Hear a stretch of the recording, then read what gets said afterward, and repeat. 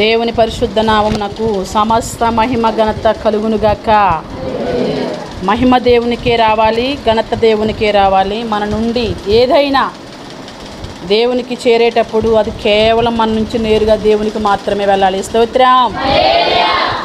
ఆరోగ్యము దేవునిది, శక్తి దేవునిది, బలము దేవునిది. దేవుని నుండి వచ్చేవి కొన్ని ఉన్నాయి, మనవి కొన్ని ఉన్నాయి, మనకు సంబంధించినవి కొన్ని. అసలు మన ఇంటి లోకంలో ఏమీ లేవు, దేవుడిస్తేనే ఈ లోకంలోకి వచ్చాం.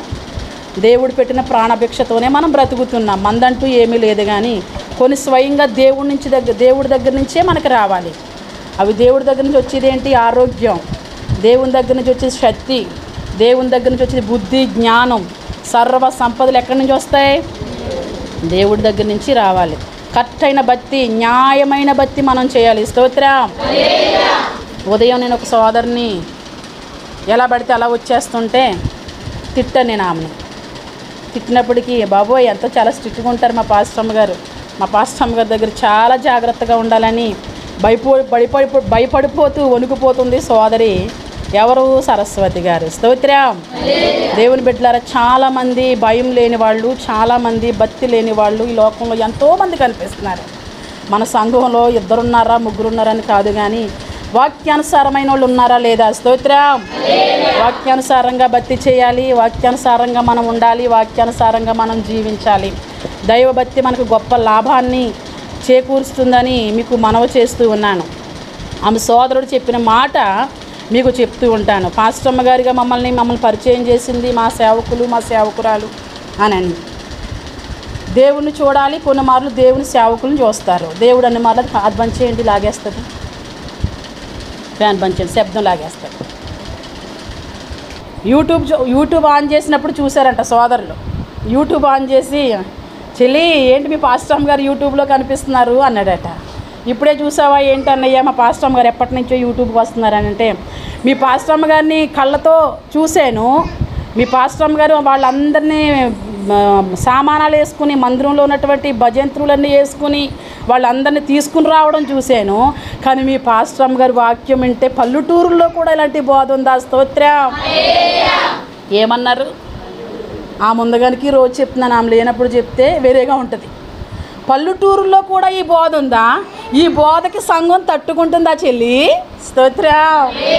వాక్యానికి సంఘం ఎలా ఉండాలి? తాగొద్దంటుంది, తిరగొద్దంటుంది, ఎంత పడితే అంత తినొద్దంటుంది, బూతులాడొద్దంటుంది, వ్యభిచారం చేయొద్దంటుంది, పాపం చేయొద్దంటుంది. వీటన్నిటికీ సంఘం తట్టుకోవాలంటే చెప్పేటప్పుడు చెప్తుంటే విని సంఘం ఏం చేయాలి? ఆమె చెప్తుంటే నేను ప్రభునే స్తుతించాను. బాబోయ్ మీ పాస్టమ్ గారు బోధ ఏంటి? అమ్మో పల్లెటూరుల్లో ఇలాంటి బోధ దొరుకుతుందని నేను అనుకోలేదు అని చెప్పి అందరికీ చూపించాడంట. ఆయన జాబ్ చేస్తున్న ప్రతి ప్లేస్లోనూ చూపించాడంట. ఈవిడ ఎవరో తెలుసా? మా చెల్లి వాళ్ళ పాస్టమ్ గారు. ఒకసారి వినండి అని చెప్పి వాక్యం పెట్టి వినిపించాడంట. స్తోత్రం. అవునండి, వాక్యం చెప్పాలంటే దన్నుండాలి. ఎవరివవి? ఎవరు? దేవునివవి. దేవుని హృదయంలో ఉన్న మాటలు చెప్పాలి అంటే ఎవరుంటారు? ఉంటారా? ఉండరు, కానీ ఉంటారు. ఎవరుంటారు? భక్తులు ఉంటారు. స్తోత్రం. యేసయ్య ఒక బావి దగ్గర ఉండి ఒక ఆమె కోసం ఎదురు చూస్తూ కాపు కాస్తున్నాడు. పాపం ఆమె అంటే ఎంత ప్రేమో యేసయ్యకి. ఆమంటేనే ప్రేమ. అందరూ అనగా యేసయ్యకి ప్రేమ. శిష్యులందరినీ పంపించాడు, మీరు ఏమైనా తినాలనుకుంటే తినండి, మీరు ఏమైనా తాగాలంటే తాగండి. నా పని చాలా ఉంది, తింటే తాగితే ఎక్కడ కొందరు దాటి వెళ్ళిపోతారు. మళ్ళీ నీకైతే బిడ్డ తినడానికి టైం ఉంది, నీకైతే త్రాగడానికి టైం ఉంది, కానీ దేవుడు తన పని తను పూర్తి చేయాలని చాలా స్పీడ్గా ఎదురు చూస్తూ ఒక బాబు దగ్గర కూర్చున్నాడు. అమ్మా అని పిలుస్తున్నాడు. నీ పిలుపు ఎలా ఉందేంటి? నీకు నాకు సాంగత్యం కుదరదు అంటుంది ఆమె. కొంచెం నీళ్ళు ఇస్తే తాగుదాం అనుకుంటున్నాను అని. నీళ్ళు నన్ను అడుగుతున్నావేంటి? నువ్వు యూదుడివి, నేను సమరయ స్త్రీని, నీకు సాంగత్యం ఎక్కడదేనని. లేదు కొంచెం మంచినీళ్ళు పోయమ్మా నాకు అని అంటున్నాడు. మంచినీళ్ళు పోయడానికి మంచినీళ్ళ కోసం వెళ్ళాడా? ఆమె జీవితాన్ని మార్చడం కోసం వెళ్ళాడా? ఎందుకు దేవుడు జీవితాల్ని మారుస్తున్నాడు? ఎందుకు దేవుడు మాట్లాడుతూ ఉన్నాడు? ఎందుకు లోపాలు చూపిస్తూ ఉన్నాడు? దేవుని నమ్ముకున్న బిడ్డలు కానివ్వండి, దేవుని నమ్మని బిడ్డలు కానివ్వండి, ఎందుకు అందరూ పరిశుద్ధంగా ఉండాలని కోరుకుంటున్నాడు ఆయన. ఆయన ఉద్దేశం ఏమై ఉంది, ఆయన ఏమై ఉన్నాడు, ఆయన ఉద్దేశం ఏమై ఉంది. ఆయన పరిశుద్ధుడు, నీతిమంతుడు, యథార్థవంతుడు, ఆయనలో ఏ పాపము లేదు. ఆయన ప్రేమిస్తున్న బిడ్డల్లో కూడా, ఆయన పుట్టించిన బిడ్డల్లో కూడా, ఆయన సృష్టించిన బిడ్డల్లో కూడా ఏ పాపము ఉండకూడదు అనుకుంటున్నాడు. స్తోత్రం. అప్పుడు నీకు వివాహం అయ్యిందా? నీ భర్త ప్రైజ్ లేడండి. నీకు వివాహం అయ్యిందా? ఎంతమంది ఏం మాట్లాడుతున్నా? కళ్ళున్నాయా? కళ్ళు పోనీయా? తాడేది నా మెల్లో? అమ్మ దొంగ మొహందానా, ఇలానుంటుంది. ఏం మాట్లాడుతున్నావు? మీ అందరికీ ఏంటి వివాహం అయితే? అయ్యి బాబాయ్, కాళ్ళకు సుట్లు. నీ కళ్ళకి కనిపిస్తున్నదా నా రూపం? నాకు పెళ్ళైనట్టు కనిపిస్తుందా నీకు? అమ్మా, నీకు ఎంతమందో తెలుసా? అప్పుడు పడిపోయింది వికెట్. ముందేమంది? ఏం మాట్లాడుతున్నావు నువ్వు? ఎవరితో మాట్లాడుతున్నావు నువ్వు? వివాహం కానీ నన్ను పట్టుకుని వివాహం అయిందంటావా అని ముందు మాట్లాడింది. అమ్మా, నీకు ఎంతమంది ఉన్నారో? ఇప్పుడు ఉన్నవాడు ఎన్నోవాడు? ఎన్ని నెంబర్లో? 1వ నెంబర్ బండి ఎక్కిపోయింది, 2వ నెంబర్ బండి ఎక్కేసింది, 3వ నెంబర్ బండి ఎక్కేసింది, 4వ నెంబర్ బండి, చాలా బళ్ళు ఉన్నాయి. స్తోత్రం. మరి బళ్ళుని ఎవరు బాగు చేస్తారు? ఎవరు బాగు చేస్తారు? దేవుడే కదండి. ఇలా అడగగానే ఆమెకి చాలా భయం వేసి, నువ్వు చెప్పుతుంది నీ నిజమే, నువ్వు ఎవరవో తెలుసా? ప్రవక్తవి. స్తోత్రం. యేసయ్య ప్రవచనాలు చెప్పేవాడు, యేసయ్య ప్రవక్త. స్తోత్రం. ఆయన గురించి విన్న వెంటనే ఊర్లోకి వెళ్ళిపోయి నేను మెస్సేజ్ కనుగొన్నాను, నేను చేసినవన్నీ నాతో చెప్తున్నాడు. స్తోత్రం. అక్కడ ఎలా ఉంటుందో తెలుసా? దేవుడున్న కాడ ఇలానే ఉంటుంది అని చెప్పాను. ఇంకొక సాక్ష్యం చెప్తాను. పోయిన బుధవారం మరొక చోట ప్రార్థనకి వెళ్ళాం. టానెల్లంక ప్రార్థనకి వెళ్ళేటప్పుడు అక్కడ సోదరు అంటుంది కదా, అమ్మో మీ సంఘ విశ్వాసులు అక్క, మీరు అందరూ అలా వెళ్తుంటే వాళ్ళు లేచి నిలబడుతుంటే నేను చాలా ఆశ్చర్యం వేసింది అంది. ఏమ్మా ఏం చూసావు అన్నా నేను. మీరు అలా వెళుతుంటుంటే వాళ్ళందరూ లేచి నిలబడే విధానం చూస్తే ఆఫ్టర్ ఆల్ ఎందుకు పనికిరాని వాళ్ళ కోసం భయపడుతున్నాం. అప్పుడు నేను ఒకటేనని, యెహోవా యందు భయభక్తులు కలిగి ఆయన త్రోవలు నడిచేవాళ్ళు ఇట్లానే ఉంటారమ్మా. భయం ఎవరికి ఉంటుందండి? ఆయన త్రోవల్లో నడిచేవారికి, దేవుడు అన్న వారికి భయం ఉంటుంది. నాకు దేవుడు లేడు, దెయ్యము లేదు, నేనే అనుకున్న వాళ్ళకి ఏ భయము ఉండదు. ఆమె చూసి, మీ సంఘాన్ని చూసి, అంటే ఎన్నో సంఘాలు చూసుంటుంది ఆమె. ఎన్నో సంఘాలు ఈ భయభక్తులు ఆమెకి కనిపించలేదు. కనిపించకపోవడానికి కారణం ఏంటి? అక్కడ యేసయ్య లేడు, మరి భయం రావడానికి. స్తోత్రం. యేసయ్య ఎక్కడుంటాడో అక్కడ భయం, యేసయ్య ఎక్కడుంటాడో అక్కడ వణుకు. ఎందుకంటే యేసయ్య ఏం చేస్తాడు? మాట్లాడతాడు. స్తోత్రం. ఏం మాట్లాడతాడు? ఏమైనా మాట్లాడతాడు. ఇంకేం మాట్లాడతాడు? ఆయన ఏం చూస్తున్నాడో. స్తోత్రం. ఆయన చూసినవి మాట్లాడతాడు, చూడలేనివి కాదండో. ఆయన నిన్ను చూసేటప్పుడు, ఆయన నన్ను జ్ఞాపకం చేసుకో ప్రభు అన్నప్పుడు చూసినవి ఆయన మాట్లాడుతూ ఉంటాడు. చూసినవి ఆయన మనతో మాట్లాడినప్పుడు, ఆయన మనకు చెప్పేటప్పుడు మనకి ఎలా ఉంటుంది? అప్పుడు ఎలా ఉంటుంది? గుమ్మడికాయలు దొంగ ఎవడంటే వెంటనే భుజాలు తడిమేసుకున్నాడంట. ఎందుకంటే ఏ మచ్చపడి ఉంటుంది పాపం. మచ్చపడి ఏం చేసేస్తున్నాడు? భుజాలు తడిమేసుకుంటున్నాడు. నా మచ్చగా అని వీడికి కనిపించిందా, అందుకని అడుగుతున్నాడని వెనకడికో సామెత. ఇది వాక్యం కాదు సుమా, మీకు అర్థం అవడానికి. దేవుడు అలా మాట్లాడతాడండి. దేవుని మాటల్లో చాలా ఆనందం, దేవుని మాటల్లో ఎంతో సంతోషం. బిడ్డలిచ్చిన సాక్ష్యాలను బట్టి దేవుణ్ణి స్తుతించాలి. దేవుడు ఎక్కడుంటాడో అక్కడ భయం, దేవుడు ఎక్కడుంటాడో అక్కడ భక్తి. భయం లేని చోట భక్తి రాదు, భయం లేని చోట భక్తి ఏమాత్రం కూడా మనము నేర్చుకోలేము. అక్కడ భయము భక్తి లేదు అంటే అక్కడ వాక్యము ప్రజల్లో నిలవట్లేదు. స్తోత్రం. వాక్యానుసారమైన జీవితము, యెహోవా యందు భయభక్తులు కలిగిన స్త్రీలు కానివ్వండి, పురుషులు కానివ్వండి, ఆయన త్రోవలో నడుస్తారని పోయిన వారం మనం నేర్చుకుంటూ ఉన్నాం. ఈ వారం మరో సబ్జెక్టుతో మీ ముందుకు వచ్చాను. దేవుడు ఎవరికి దేవుడిని చెప్తున్నాడో అనేది మీకు తెలియపరచాలని ప్రేమతో ఇష్టపడుతూ ఉన్నాను. దేవుడు ఇస్సాకుని జ్ఞాపకం చేసుకుని, రెబెకాను జ్ఞాపకం చేసుకుని 2 బిడ్డలను ఇచ్చాడు. ఎంతమంది బిడ్డలను ఇచ్చాడు? 2 బిడ్డలను ఇచ్చాడు. ఒకే కానుపులో ఎంతమంది? 2. బిడ్డలు లేరు అనుకుంటున్నారా? ఒకే కానుపులో వచ్చేస్తారు 4. అమ్మ దేవుడా, బిడ్డలే లేరు అనుకుంటే ఇంతమందిని ఇచ్చావా అనే కాడకు తీసుకొచ్చేస్తాడు. దేవుడు చేయలేదంటూ ఏమి? దేవుడు సమస్తం చేస్తాడు. మరి దేవుడిస్తే పొందుకోవడానికి మనం ఎలా ఉన్నాం? దేవుడు ఎంతమందిని ఆయన ఇచ్చేస్తాడు. పెంచే స్తోమత నీకు చూసుకోవాలి. ప్రభువా నాకు ఓపిక ఉంది, నాకు శక్తి ఉంది, బిడ్డలు నీవు ప్రభువా నువ్వు ప్రార్థించు, దేవుడు తప్పక ఇస్తాడు. దేవుడు వీళ్ళిద్దరికీ ఇచ్చాడు. దేవుడు చెప్పాడు వీళ్ళిద్దరు పొట్టలో ఏంటి డుష్యం నువ్వెంత నువ్వా నేనా. భూమి మీదకి వచ్చినప్పుడు ఒక వయసు వచ్చినప్పటికీ పోట్లాడుకోవడం మనకు తెలుసు. ఈ ఏసావు యాకోబు ఎక్కడ పోట్లాడుకుంటున్నారు? వీళ్ళు పొట్టలో పోట్లాడేసుకుంటున్నారు, వీళ్ళ కొడుపులోనే పోట్లాడేసుకుంటున్నారు. వీళ్ళు బయటికి ఇంకా రాలా. మరి పొట్టలోనే వీళ్ళిద్దరికీ వైరం జరుగుతుంటే భూమి మీదకి వచ్చినప్పుడు ఎలా ఉంటుంది? అంతేనా? భూమి మీద వచ్చిన తర్వాత వాళ్ళు పెద్దదయ్యగలిగితే ఇంకెలా ఉంటుంది? ఏమి తెలియనప్పుడు వీడు నాకు తమ్ముడు అన్నప్పుడే, తెలియనప్పుడే ఏమైపోతుంది వీళ్ళకి? డుష్యం. మరి బయటకు వచ్చి నేను నీకు అన్ననే, నువ్వు నాకు తమ్ముడు అన్నప్పుడు ఇంకెలా ఉంటుంది? తల్లి గర్భం ఉందా? తల్లి గర్భంలో బిడ్డలు ఉన్నారా? పరలోకం ఉంది బిడ్డ. ఈ లోకాన్ని విడిచిన మరుక్షణం పరలోకం వెళ్ళాలి నువ్వు. తల్లి గర్భంలో ఉన్నప్పుడు తల్లి గర్భం అని నీకు తెలియదు, అదొక లోకం. అది తెలియకనే ఏం చేస్తున్నారు? వాళ్ళు పోట్లాడుకుంటూ ఉన్నారు. ఈ లోకంలో కూడా నువ్వు దేవునితో పోట్లాడాలి, మనుషులతో కాదు. అప్పుడు ఈ లోకంలో ఎందుకు మనం పోట్లాడాలి? దేవుని కోసం మనం పోట్లాడాలి, దేవుని కోసం మనం నిలబడాలి. ఎందుకు దేవుని కోసం పోట్లాడి నిలబడాలంటే పరలోకం వెళ్ళడానికి. స్తోత్రం. వీళ్ళిద్దరూ లోపల గొడవ పెట్టుకుంటున్నారు, పేచీ పెట్టుకుంటున్నారు. అప్పుడు దేవుడు చెప్తున్నాడు, అమ్మా నీ పొట్టలో ఉన్న వాళ్ళు పోట్లాడుకుంటున్నవారు ఉన్నాడే, పెద్దోడు చిన్నోడికి బానిస. పాస్టర్ గారు ఎప్పుడూ చెప్తారు పెద్దోళ్ళదే ఏదైనా అని. ఈ లోకంలో చూసుకుంటే ఏదైనా, ఏ సంతోషమైనా, ఏ ఆనందమైనా పెద్దోళ్ళదే. మరి ఏ బ్లెస్సింగ్ అయినా ఇవ్వాలన్నా, తినాలన్నా, ఒక గరిటి ఎలా డామని పడాలన్నా, ఇంత లావు ముక్క అందులో పడాలన్నా ఎవరిది? పెద్దోడు నాన్న అనుకోండి, నాన్నకి వెళ్ళిపోద్ది. పెద్దది అమ్మ సాధారణంగా తిందలేండి, పిల్లల కోసం భర్త కోసమే ఆలోచిస్తుంది. అమ్మను పక్కన ఇడేద్దాం, ఇంకా వండిందంతా ఎవరికి వెళ్ళిపోతుంది? వండిందంతా వాళ్ళకి వెళ్ళిపోతుంది.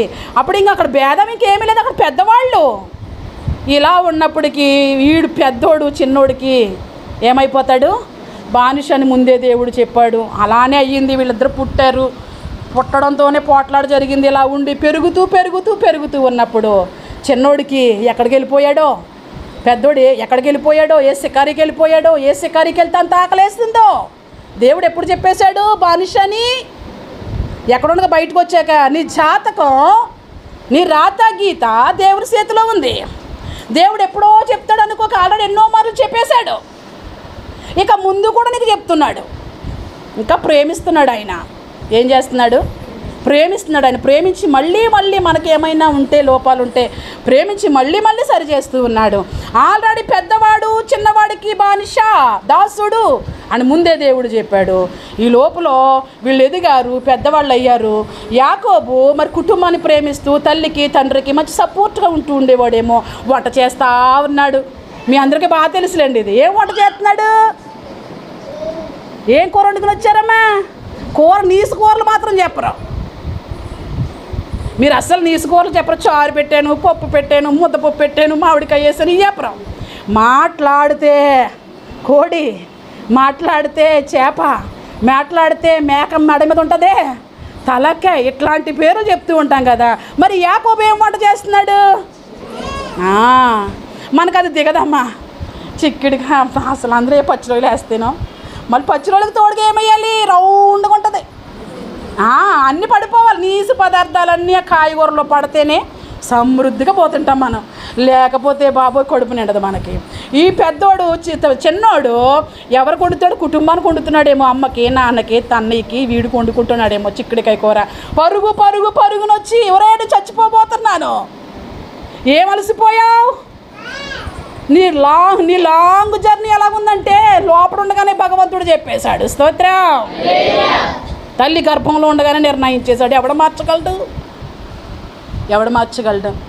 చూశాడు, తిప్పుతూ ఉండగా నాకు పిచ్చేరా కూర, నాకు ఇచ్చేరా అంటే నేను ఎవనో అన్నాడు. నాకు ఇవ్వరా, నా జ్యేష్ఠత్వాన్ని నీకు ఇచ్చేస్తాను, అయితే తీసుకో అన్నాడు. మరి అక్కడ ఏమమ్మేశాడు?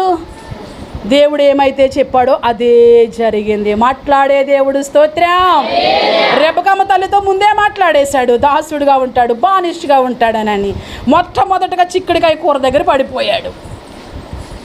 దేవుని కోసం చెప్తున్నాను నేను. దేవుని కోసం చెప్పినప్పుడు ఈ స్టోరీ చెప్తున్నాను. అలా ఉంటూ ఉండగా ఒక వయసు వచ్చింది. జ్యేష్ఠత్వం విషయంలో ఫెయిల్ అయిపోయాడు. జ్యేష్ఠత్వాన్ని తమ్ముడికి ఇచ్చేశాడు. పెద్దోడుగా ఉండవలసిన వాడు చిన్నవాడు పోస్టులోకి వెళ్ళిపోయాడు. ఒకనొక రోజు వచ్చింది, తండ్రి అంటాడు కదా, ఇస్సాకు అంటాడు కదా, బాబు ఏసావు అని పిలుస్తాడు. చెప్పండి తండ్రి అంటాడు. నేను చావబోతూ ఉన్నాను, నాకు వయసు అయిపోయింది, బలం అయిపోయింది, నేను చనిపోకముందు నిన్ను ఏం చేస్తాను?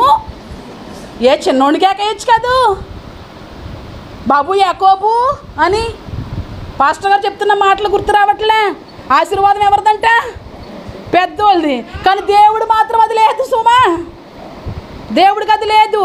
మనకే భేదం, మనకే భేదాభిప్రాయాలు, కానీ దేవునికి అది ఏమీ లేదు. ఎవరు యోగ్యులో వాళ్ళు, దేవుని దృష్టిలో యోగ్యులైన వారికి ఆశీర్వాదం, యోగ్యులైన వారికి మాత్రం ఆశీర్వాదం అనేది రాదు.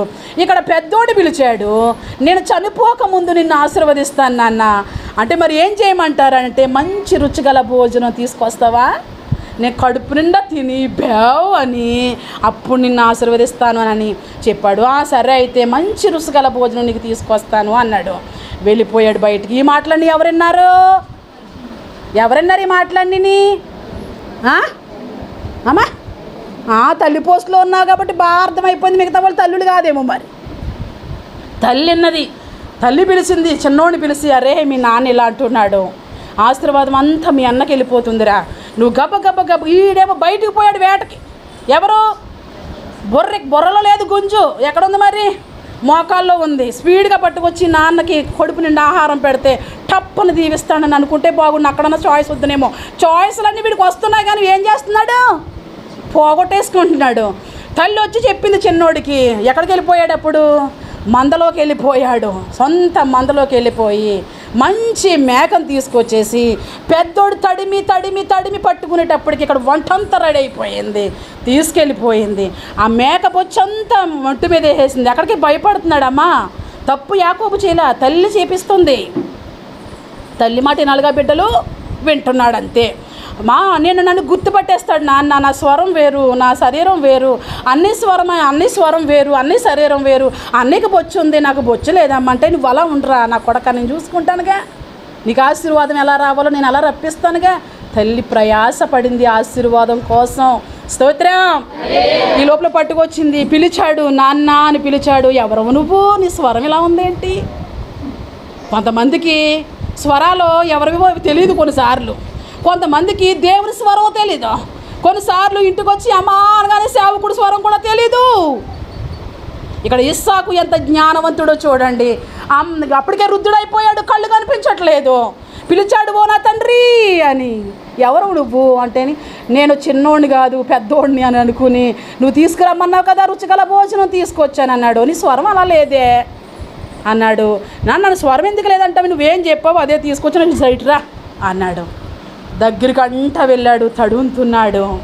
అప్పుడు అన్నగారి దగ్గర వచ్చే స్మెల్ వేరు, తమ్ముడు దగ్గర వచ్చే స్మెల్ కూడా వేరు. ఈ లోపల వాసన కూడా చూస్తున్నాడు. వాసన చూసి ఆ తడితే ఆ రోమాలు తగిలి వీడు పెద్దోడే అనుకున్నాడు. శుభ్రంగా కడుపు నిండా తిన్నాడు. తినేసి కుమారుడిని ఒక్క ఆశీర్వాదం కూడా మిగల్చకుండా చిన్నవాడిని ఆశీర్వదించాడు. చిన్నవాడిని ఆశీర్వదించి డోర్లోంచి బయటికి వెళ్తున్నాడు. బయటికి వెళ్ళిపోయిన తోడనే పెద్దోడు వచ్చాడు. స్తోత్రం. ఎంత లేటో. దేవుని మందిరానికి ముందుండాలి, దేవుని సంఘంలో ముందుండాలి, దేవుని ప్రార్థించే విషయంలో ముందుండాలి. నీ బయట కార్యక్రమాలే అయినా వెనకుండాలేమో, కానీ దేవుని విషయానికి నువ్వు ముందుండాలి. దేవుడు చెప్పినట్లుగా అతను చేయలేకపోయాడు. లోపలికి వచ్చినప్పుడు అప్పుడు మళ్ళీ పిలుస్తున్నాడు, ప్లేట్ చేతితో పట్టుకుని తండ్రి అని. మరి నువ్వెవరు అంటావేంటి? రుచిగల భోజనం తెమ్మ నువ్వేగా చెప్పావు అని. మరి ఇందాక వచ్చిన వాళ్ళు ఎవరు అన్నారు. ఇందాక రావడం ఏంటి, నేను ఇప్పుడే వచ్చాను కదా అని. ఇప్పుడేగా నేను చూశాను, తడిమేను. ఆశీర్వాదం ఇచ్చేటప్పుడు తండ్రి తినేసి ఆశీర్వాదించేలేదు. వీడు పెద్దవాడేనా? వీడి శరీరం మీద రోమాలు ఉన్నాయా? వీడు స్వరం చూస్తే అలా లేదే, వీడు కంపు ఏం కొడుతుంది, పెద్దవాడి దగ్గర వచ్చే వాసనే వస్తుందా అని ఇవన్నీ పరిశీలించి ఆశీర్వాదం వచ్చింది. పరిశీలనలో ఎలా తేలిపోయాడు? పెద్దోడి దగ్గర ఉండవలసిన లక్షణాలన్నీ ఎవరిలో ఉన్నాయి? హలో వింటున్నారా? కింద కట్టుకుని ఉంటున్నారా? పెద్దోడి దగ్గర ఉండవలసిన గుణగణాలన్నీ ఆ వాసనతో సహితము చిన్నోళ్ళలో ఉన్నాయి. ఈడొచ్చిన తర్వాత తిని నన్ను ఆశీర్వదించంటే నేను తినేసానుగా, నేను ఆశీర్వదించేసానుగా అన్నాడు. అక్కడికక్కడే ప్లేట్ పట్టుకుని కింద పడిపోయి మూర్ఛకెళ్ళిపోయాడు. నువ్వు చెప్పుతున్నది ఏంటి? ఒక్క ఆశీర్వాదం కూడా లేదా? దేవుడు దాటి వెళ్ళిపోయిన తరువాత బ్రతిమాలుకుంటున్నారా? దేవుడు విడిచిపెట్టి వెళ్ళిపోయిన తర్వాత అప్పుడు దేవుడిని వర్ణిస్తున్నావా? దేవుడిని దాటి వెళ్ళిపోయాక, దేవుడిని విడిచిపెట్టేసిన తర్వాత అప్పుడు దేవుడిని ఎక్కువ ప్రేమిస్తున్నావా? జాగ్రత్త, అది పనికిరాదిక. ఇక్కడ యాకోబు యాసోబు విషయంలో జరిగేది ఇదే. అందుకని మనం ఒకలాగానే దేవుడిని ప్రేమిస్తూ ఉండాలి.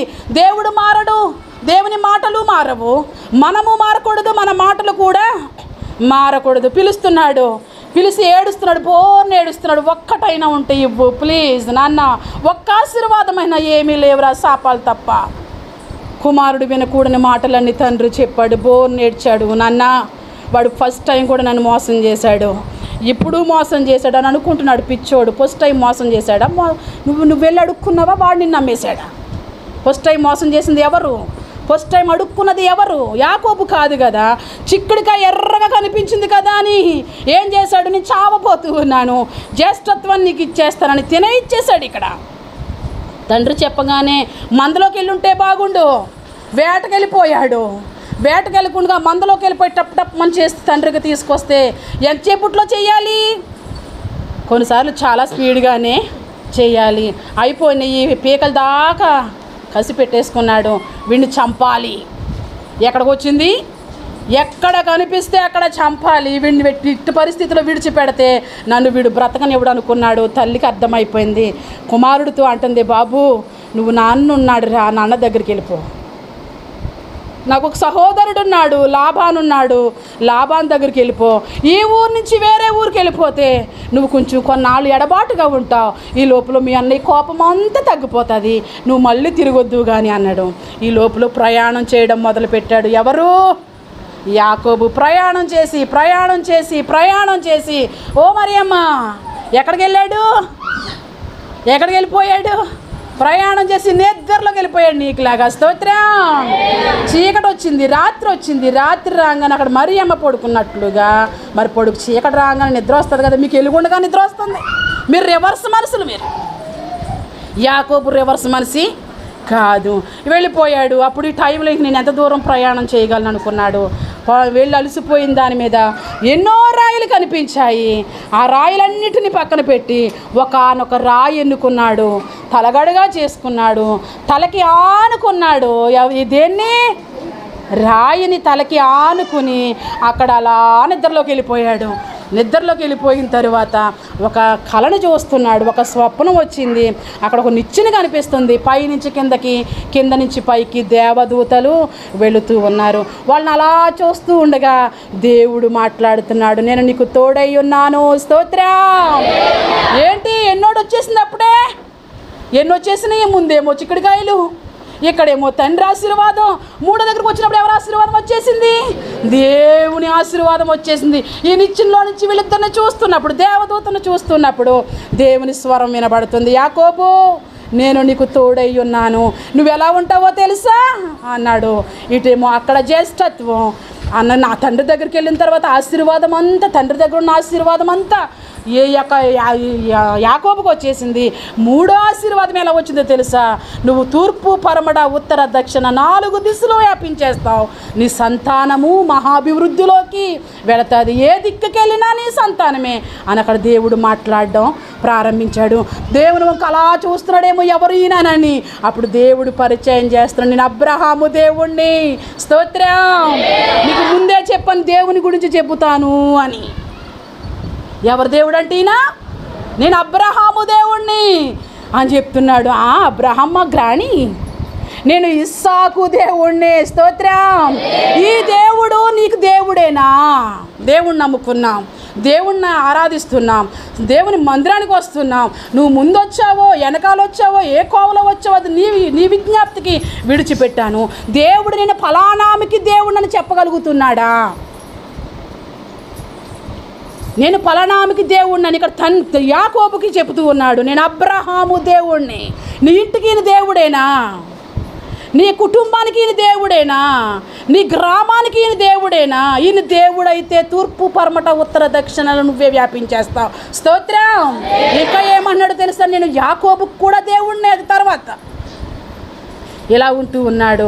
అమ్మో ఇక్కడ దేవుడు ఉన్నాడు, దేవుని గవిని ఇది అని చెప్పి అక్కడే నూనె పోసాడు. ఇక్కడ ప్రార్థనా మందిరం కట్టాలి అనుకున్నాడు. అక్కడ బేతేలు అని పేరు కూడా పెట్టాడు. అలా ఉంటూ ఉంటూ వెళ్ళిపోయాడు. ఆ స్టోరీ వేరే. ఇక్కడ వాక్యం ఏమంటుందంటే అక్కడ చూస్తే మనకి నేను అబ్రహాము దేవుణ్ణి అని. ఇప్పుడు అబ్రహాము కోసం చెప్తాను. నేను వెనక నుంచి ముందుకి వచ్చాను. అబ్రహాము దేవుణ్ణి అని అంటున్నాడు. దేవుడు సంరక్షిస్తాడు, దేవుడు కాపాడుతాడు, దేవుడు కంటికి రెప్పలా చూస్తాడు, దేవుడు ప్రతి అవసరము తీరుస్తాడు. ఎప్పుడు తీరుస్తాడు? 5 ఏళ్ళు లోపలికి వెళ్ళిపోయినప్పుడు కాదు, ఆరోగ్యం అంతా బాగున్నప్పుడు కాదు, చేతి నిండా డబ్బులు ఉన్నప్పుడు కాదు. మరి ఎప్పుడు చూస్తాడు? ఏమీ లేని ఆ నిరుత్సాహ పరిస్థితిలో, ఏమీ లేని ఆ దీన పరిస్థితిలో ఈయన నీకు దేవుడైతే, నువ్వు కష్టాలు గుండా, నష్టాలు గుండగా, బాధలు గుండగా, ఇబ్బందులు గుండగా వెళ్ళిపోతున్నప్పుడు ఈయన నీకు దేవుడైతే, పిల్లల జోలికి వెళ్ళకండి, ఎవరి పిల్లల్ని చూడకండి. ఎవరి పిల్లల్ని వాళ్ళు చూసుకుంటారు. ఓకే, నాకు 2 పిల్లలు ఉన్నారు. నేను ఏ రోజు మందిరం మానలేదు. గర్భం ధరించిన నాటి నుండి కన్నా వరకు దేవుని మందిరంలోనే కూర్చున్నాను. పెద్ద ఆపరేషన్ కాబట్టి 3 నెలలు పక్కన ఉన్నాను. బిడ్డలను తీసుకుని వచ్చాను. బిడ్డల కీక్మంటే సైలెంట్గా వెళ్ళి బయట ఉండేదానికి మీరే అందరూ సాక్షులు.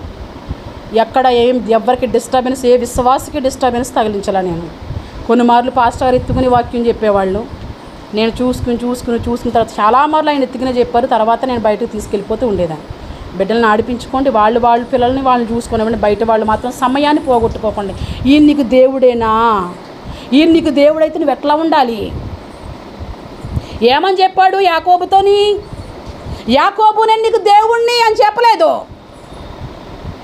ఎవరి దేవుడిని ఆశీర్వదిస్తున్నాడు అని చెప్తున్నాడు. నీ తాత దేవుణ్ణి, మీ నాన్న దేవుణ్ణి. స్తోత్రం. ఎవరి దేవుడట? నాన్న దేవుడు, తాత దేవుడు మాట్లాడుతున్నాడు. మనవడితో మాట్లాడుతున్నాడు. నేను అబ్రహాము దేవుణ్ణి అని. మరి దేవుడు ఏం చేయాలి? కష్టాల్లో, నష్టాల్లో, ఇరుకుల్లో, ఇబ్బందుల్లో వాళ్ళకే దేవుడు అని చెప్పుకున్నారంటే వీళ్ళు ఎలా భక్తి చేశారు? అర్థమవుతుందా? వాళ్ళే దేవుడే నేను ఫలానామికి దేవుడిని అని చెప్తే వీళ్ళకి ఎలా భక్తి చేశారు? వీళ్ళు ఎలా భక్తి చేసి ఉంటారు? అబ్రహాము ఎలా భక్తి చేశాడు, సారమ్మ ఎలా భక్తి చేసింది అనేది నేర్చుకుని దేవుడు ఏం చెప్పాడు అనేది మీకు చూపిస్తాను ఈరోజు. మొదటి దినవృత్తాంతాలు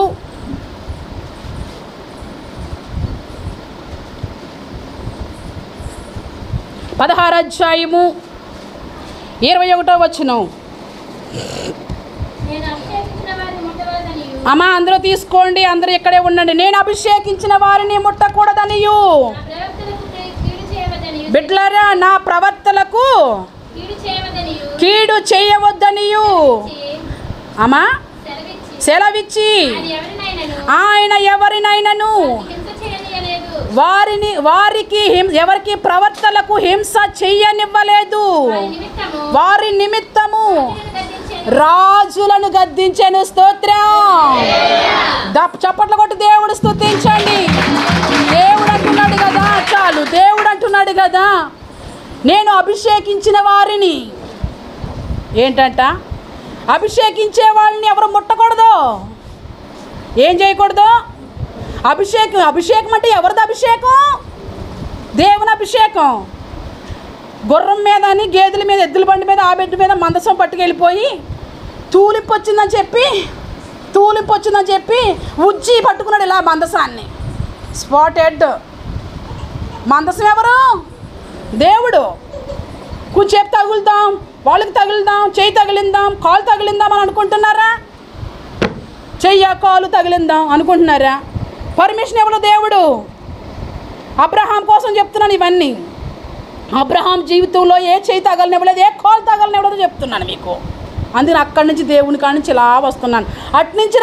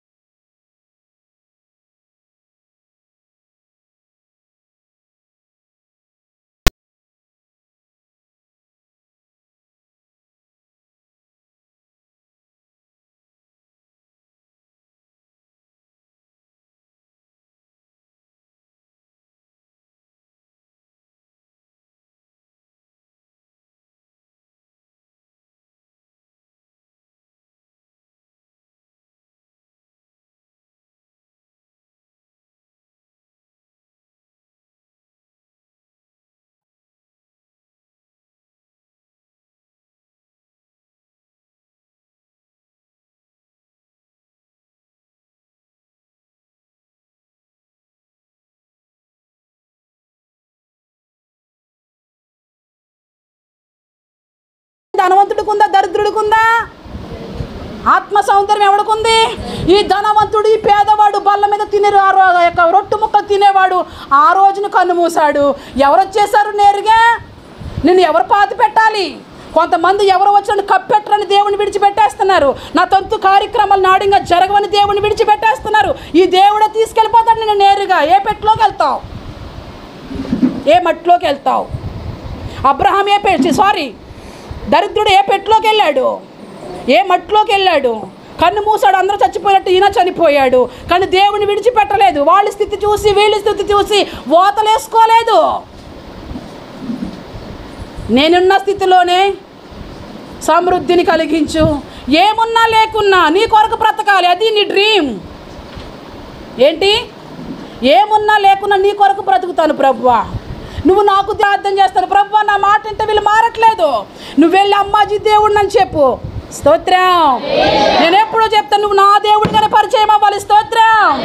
చాలా మంది కోసం ప్రార్థన చేస్తాను. నువ్వు ఎవరి దేవుడివో తెలియాలో తెలుసా? వాళ్ళకున్న దాన్ని బట్టి నువ్వెవరు వాళ్ళకి తెలియట్లేదు. నేను అమ్మాజీ దేవుడిని అని చెప్తే, నా గురించి చెప్తే వాళ్ళకి మొత్తం అర్థమవుతుంది. బ్రవ్వ అమ్మాజీ దేవుడిని అని చెప్పరాదు అని యాకోబు గురించి చదువుతున్నప్పుడు, యాకోబు గురించి వింటున్నప్పుడు దేవుని స్తుతించడం ప్రారంభించాను. యాకోబు దేవుడిని అనట్లేదు ఆయన పరిచయం చేసేటప్పుడు. నేను అబ్రహాము దేవుణ్ణి. స్తోత్రం. ఈ రోజు నుంచి నీకు దేవుడుగా ఉండాలి. ఆమేన్. నీ కుటుంబానికి దేవుడి, గృహానికి అధిపతి యేసే, ఈ సంఘానికి అధిపతి యేసే, నీ ఇంటిలో నీ ప్రతి రూములోనే అదే మాట ఉండాలి. అప్పుడు నువ్వు కష్టాల్లో ఉన్న అబ్రహాంకి కష్టం వచ్చేటప్పుడు అబ్రహాం కష్టం గుండా దేవుడు వెళ్ళిపోయాడు. ఎవరితో మాట్లాడాలో వాళ్ళతో మాట్లాడడం ప్రారంభించాడు. వీళ్ళు అనుకున్నారా నా దేవుడు అలా మాట్లాడతాడని? ఎంత అల్లిపోయి ఉంటారు వీళ్ళు. అబ్రహాంకి ఎంత బాధ వచ్చి ఉంటుంది, అబ్రహాంకి ఎంత కష్టం వచ్చి ఉంటుంది. అబ్రహాం ఎవరో చెప్తారు తెలియని ఊరు వెళ్ళిన తర్వాత ఎవరిని విడిపించమని ప్రార్థించుంటాడు? దేవా నువ్వు తప్ప వేరొక దారి లేదు అని. ఈయన అబ్రహాముకి దేవుడుగా ఉన్నాడు, ఇస్సాకుకి దేవుడుగా ఉన్నాడు. వాక్యాన్ని వింటున్నా ఈయన నీకు దేవుడేనా? ఎన్ని సంవత్సరాల నుంచి మందిరానికి వస్తున్నావు? నువ్వు రక్షించబడి ఎన్ని సంవత్సరాలు అయ్యింది? నీ కష్టాలు అలా వచ్చి పట్టుకుని లేపుతున్నాడు. నీకు దేవుడేనా? నీ కుటుంబానికి దేవుడేనా? దేవుడు నీ గురించి చెప్పాలి, అమ్మా నేను నీకు దేవుడిని అని. వాళ్ళు దేవుడుగానే కాదు, ఈనాడు కూడా మనకి దేవుడుగా ఉన్నాడు. ఆనాడు దేవుడే కాదు ఈనాడు కూడా ఉండే దేవుడు. అందుకనే కదా మన అందరితో దేవుడు మాట్లాడుతున్నాడు. మామూలు మాటలు మాట్లాడుతున్నాడు ఆ దేవుడు, ఎంతోమందితో మాట్లాడుతున్నాడు. నువ్వు నీతో మాట్లాడలేదంటే నువ్వు ఇంకా దేవునికి దూరంగా ఉన్నావు. దేవునికి నీకు మధ్య సంబంధం లేదు. పిలువు దేవుణ్ణి. ఏమని? దేవునికి నీకు సంబంధం ఉంటే దేవునికి ఆనుకుని ఉండు. యాకోబులాగా దేవునికి ఆనుకుని ఉంటే దేవునికి నీకు సంబంధం ఉంటుంది. ఆ రాయిని తలగాడుగా పెట్టుకుని ఆనుకుని ఉన్నందుకే కదా దేవుడితో అబ్రహాంతో మాట్లాడాడు, యాకోబుతో మాట్లాడాడు. నేను నీకు తోడై ఉన్నాను, నువ్వేం భయపడకు, సురక్షితంగా వెళ్ళు బిడ్డ, నీ ప్రయాణాన్ని జాగ్రత్తగా కొనసాగించు అని. ఈయన నీకు దేవుడుగా ఉండాలి. నీ ఇంటిలో ఉన్న వారందరికీ దేవుడుగా ఉండాలి. దేవుడుగా ఉండాలంటే నువ్వు దేవుణ్ణి ప్రేమించాలి. దేవుణ్ణి ప్రేమించే వ్యక్తిగా ఉండాలి. దేవుడు అతడు నన్ను 91వ కీర్తనలో ఉంటుంది కదా 14వ వచనంలో, అతడు నన్ను ప్రేమించుచున్నాడు కనుక నేను అతన్ని తప్పించేదను, అతడు నా నామమును ఎరిగినవాడు కనుక నేను అతన్ని ఘనం చేస్తాను. ఘనత ఎవరిది? ఘనత మంద కాదు. మీరందరూ స్టాండప్ అయి ఉంటే ఎవరు వచ్చి కనపరిచారు? చూస్తున్న వాళ్ళందరూ అబ్బా ఎలా వచ్చిందా ఘనత? మీకు చెప్పానా నేను? మీకు చెప్పను, నా వాతావరణమే మీకు తెలిసిపోద్ది. ఏది నేను మాటతో మీకు చెప్పరు, ఇలా చెయ్యి అలా చెయ్యని. నా సూపుకే మీరు మారిపోతూ ఉంటారు. తారుమారు తిక్కరమారు. మేమిద్దరం మాట్లాడికి వచ్చి మందిరంలో కూర్చునేవాళ్ళం. పాస్టర్ గారు స్టేజ్ మీద కూర్చుని మాట్లాడేవారు. ఆమె నా మొక్క చూసింది. పాస్టర్ గారికి నాకు మాటలే ఉండవు. ఇక ఆదివారం వస్తే ఏ మాటలు ఉండవు. ఇక ఆయన దారి అయింది, నా దారి అది. ఏమన్నా మాట్లాడితే పోతున్నకే మాట్లాడాలి. ఇంకప్పుడు వరకు ఇంకేం మాటలు ఉండవు. ఇక ఈమె నేను మాట్లాడుకుని వచ్చి అక్కడ కూర్చునేవాళ్ళం. ఈ నిలబడి ప్రారంభించి వాక్యంలో ఎత్తుకుని మేము ఇద్దరం ఏం మాట్లాడామో అవే మాటలు మాట్లాడేవారు. దేవునికి తెలుసు. స్తోత్రం. మనకి ఇంకా ఇన్ని కళ్ళతో మనం చూస్తున్నప్పటికీ దేవుడు ఎవరో మనకు తెలియట్లేదు. ఎన్నో వింటున్నప్పటికీ దేవుని ఉన్న శక్తి తెలియట్లేదు. ఒక రోజు వస్తున్నాం, ఒక రోజు మానేస్తున్నాం. ఆయన ఆజ్ఞలు, ఆయన మాట మనం నెరవేర్చట్లేదు. మళ్ళీ మనకు దేవుడు అంటున్నాం. దేవుని చిత్తాన్ని గైకోనండి. దేవుని కోసం బ్రతకండి. నువ్వు ఏ మార్గం గుండా వెళ్ళిపోతున్నావో ఆ మార్గం గుండా దేవుడు ప్రయాణం చేసి వచ్చేస్తాడు. ఎక్కడికి? నువ్వు ఏ కష్టంలో ఉన్నావో ఆ కష్టంలోకి దేవుడు వచ్చేస్తాడు. నువ్వు ఏ ఇబ్బందిలో ఉన్నావో ఆ ఇబ్బందిలోకి దేవుడు వచ్చేస్తాడు. అబ్రహాము శారమ్మ దేవుడిని నమ్మారు, ఆయన వారికి దేవుడిగా ఉన్నారు. వాళ్ళు కష్టాల గుండా వెళ్ళిపోతున్నాడు, వాళ్ళు బాధల గుండగా వెళ్ళిపోతున్నాడు. వాళ్ళు హింస వస్తే వాళ్ళు హింసల గుండా వెళ్ళిపోతున్నారు. ఎవరు? బంధువులా? ఎవరు? గ్రామస్తులా? ఎవరు? కులపోళ్ళ? నీ భాష, నీ సంభాషణ. వాళ్ళు రారు, నన్ను తీసుకెళ్ళరు. మీరు వల్ల నేను పోయాను అనుకోండి, మీకు బువ్వెట్టరు పాదరమ్మా అని చెప్తారు నాకు చాలామంది. బువ్వ ఎవరికి కావాలి అంటాను నేను. మరి అక్కడ దరిద్రుడికి ఎవరు తీసుకెళ్ళిపోయారు? ఏ బువ్వెట్టారు? బ్రతుకుండగా పెట్టు, బ్రతుకుండగా కనపరచు దేవుణ్ణి. చనిపోయిన తర్వాత కనపరిచేది ఏముంది? ప్రార్థన పెట్టి, చనిపోయిన తర్వాత ప్రార్థన పెట్టి ఏం చేసి బుద్ధి చెప్పాలి. ఆమె వెళ్ళిపోయింది, నువ్వు వెళ్ళిపోతావు, ఒళ్ళు దగ్గర పెట్టుకుని ఉండు, అది చెప్పాలి. ఇంకా చనిపోయిన కోసం ఏం చెప్తాం? అంతే కదా. ఈ లోకం ఎవరికి స్థిరం కాదు అని అప్పుడు చెప్పుకుంటాం. అవి కాదు. బతికుండగానే దేవుణ్ణి ప్రేమించండి, దేవుని ఆజ్ఞలు కైకొనండి, ప్రార్థన చేయండి. ప్రభువా నువ్వు నాతో మాట్లాడు. ఎన్నో మార్లు నువ్వు మాట్లాడుతున్నావని సేవకులు చెప్తూ ఉన్నారు. ఒకసారి నాతో కూడా మాట్లాడు ప్రభువా. ఆ టానేలంకలో ఆరాధన చూసి దేవమ్మ చాలా ఆశ్చర్యమైపోయింది. శుక్రవారం సాక్ష్యం చెప్తుంది ఆమె. పాస్టర్ గారు అక్కడ టానేలంకలో ఆరాధన చూస్తే నాకు చాలా బాధ వేసింది. దేవా అందరితో మాట్లాడుతున్నావు, నాతో మాట్లాడవేంటి ప్రభువా అని ప్రార్థన చేసుకుందంట. ఆ రోజు అక్కడ ఏం మాట్లాడితే ఆమె ఆయనకు ఇంటికి వెళ్ళిపోయింది. ఆ రోజు నైటు మరి ఏ రోజు నైటు మరి శుక్రవారం ఆవిడ చెప్పారు. ఏమని ఆవిడ నాకేదో చెప్తుందట. నాము చెప్తున్న మాట ఆమెకు గుర్తులేదు, కానీ నేను చెప్తున్న మాట ఆమెకు గుర్తుందంట. ఏం చెప్పానమ్మా అని చెప్పాను. ఏం చెప్పారమ్మా? ఒక నూతనమైన కార్యం జరుగుతుందని చెప్పానంటే దేవునికి స్తోత్రం. అంటే దేవుడినితో మాట్లాడాలి, దేవుడు అందరితోనే మాట్లాడాలి. ఒకరితో మాట్లాడితే ఎట్లా? ఒకరితో మాట్లాడితే మళ్ళీ ఇంకొకరు పంపించాలి, దేవుడు ఆమెకి వెళ్ళి సహాయం చేసిరా ప్రభువా అని. అదే దేవుడు నీతో ఉంటే నువ్వు దేవుడిని ఆరాధిస్తావు, నువ్వు దేవుడిని ప్రేమిస్తావు, ఆయన ఆజ్ఞలు గైకుంటావు, ఆయన త్రోవల్లో నడుపుతావు, ఏ విశ్రాంతి దినాన్ని దొంగిలించావు, దేవుని మాట తూచ తప్పక నడుస్తావు. అందుకు నీ దేవుడు నీకు దేవుడుగా ఉండాలి, నీ ఇంటి వారికి దేవుడుగా ఉండాలి. నీకు నీ ఇంటి వారికి ఈయన దేవుడుగా ఉంటే నీకు క్షేమం అని తెలియపరుస్తూ ఈ నా మాటలు ముగిస్తున్నాను. విన్న వాక్యాన్ని దేవుడు మీ అందరి జీవితంలో నెరవేర్చునుగాక. ఆమేన్.